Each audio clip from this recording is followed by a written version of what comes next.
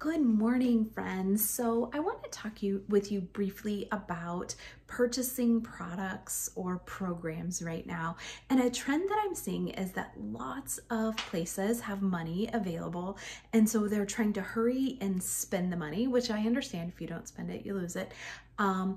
But what I'm seeing is a trend that's kind of making me nervous, and it has to do with looking at reports. And I'm not going to say what reports, but that if it's all green and just automatically purchasing a program or a resource that's all green on reports.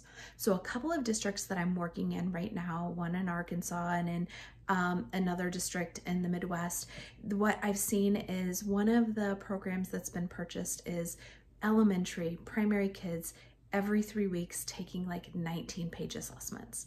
I don't know about your instructional and your assessment practices, but I'm not so sure that on top of screeners, on top of benchmarks, that we need to be having kids taking 19 and 20-page assessments every 3 weeks. Every 3 weeks, right? On top of all of those other assessments.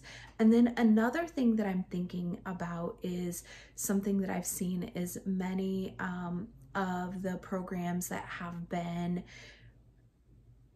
highlighted or supported in all green and by some different associations. There's a lot of lecture and very little best practices regarding instructional practices. So a variety of instructional methods. I'm seeing lots of teacher talk, not a lot of student participation or interaction.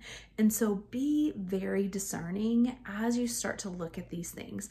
And I think that many of you know that if you study research from researchers, education researchers that talk about what makes the biggest impact on student achievement, it's always increasing teacher knowledge. So be thinking about that as you're spending your money and you're making these financial decisions.